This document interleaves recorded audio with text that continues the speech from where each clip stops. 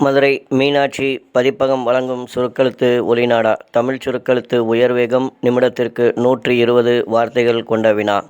August 2025. வேகத்தால்.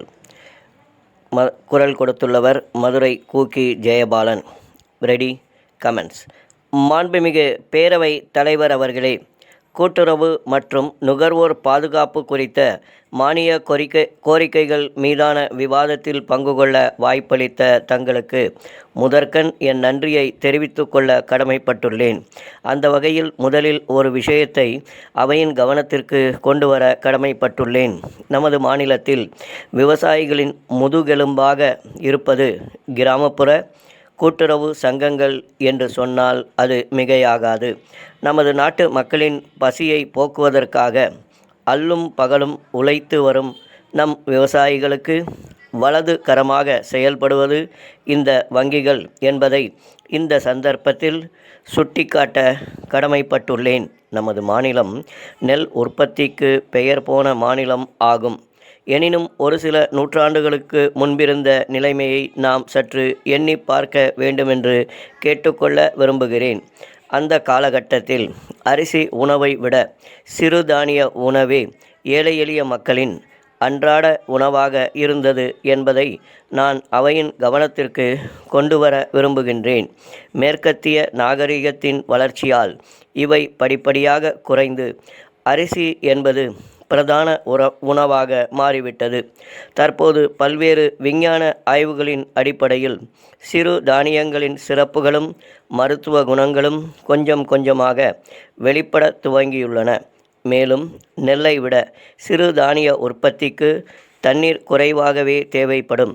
அதே நேரத்தில் நமது நாட்டில் உள்ள தட்பவெட்ப சூழ்நிலையும் பூச்சி தாக்குதலையும் சிறு தானிய வகைகள் நல்ல முறையில் எதிர்கொண்டு வந்துள்ளன என்பதை சுட்டிக்காட்ட கடமைப்பட்டுள்ளேன்.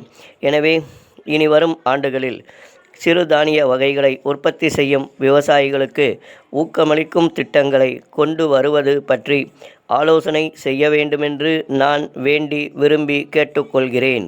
அடுத்தபடியாக எங்களுடைய விருதுநகர் மாவட்டத்தில் அறுவடை காலம் முடிந்த பின்னர் உணவு தானியங்களை பாதுகாப்பதற்கென சேமிப்பு கிடங்குகள் இல்லை என்பதை இந்த மாமன்றத்தின் கவனத்திற்கு கொண்டு வர விரும்புகிறேன். அதேபோல பொது விநியோக திட்டத்திற்கு தேவைப்படும் உணவு பண்டங்களை சேகரிக்கவும் போதிய கிடங்குகளை அமைத்துத்தர வேண்டுமென்று கோரிக்கை வைக்க விரும்புகிறேன்.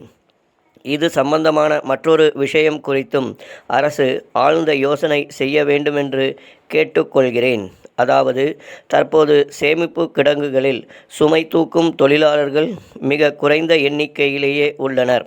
இதனால் உணவுப் பொருட்களை கையாள்வதில் மிகுந்த காலதாமதம் ஏற்படுகிறது.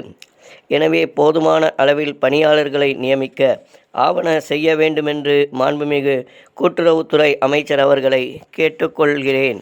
இதனால் கிராம பகுதிகளில் வேலை வாய்ப்பு அதிகரிக்கும் என்பதையும் இந்த நேரத்தில் சுட்டிக்காட்ட கடமைப்பட்டுள்ளேன்.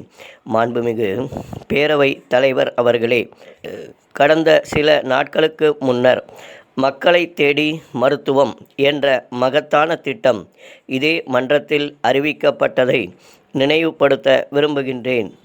அதேபோன்று முதியோர் மற்றும் மாற்றுத்திறனாளிகளுடைய வீடு தேடி சென்று ரேஷன் பொருட்களை வழங்க வேண்டுமென்று அன்போடு அரசை கேட்டுக்கொள்ள விரும்புகின்றேன்.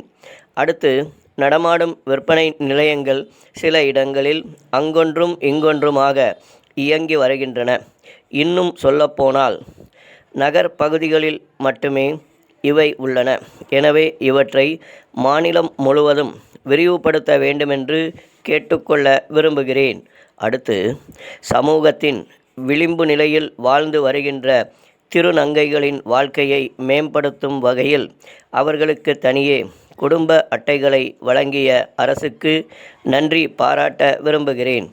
இறுதியாக, பொது விநியோக கடைகளில் அத்தியாவசிய பொருட்களை வாங்குவதிலுள்ள எடை குறைப்பு பிரச்சனைகளை தவிர்க்க அவற்றை சிப்பம் செய்து வழங்க வேண்டுமென்று கேட்டு வாய்ப்புக்கு நன்றி கூறி இத்துடன் என் உரையை நிறைவு செய்கிறேன். ஸ்டாப்.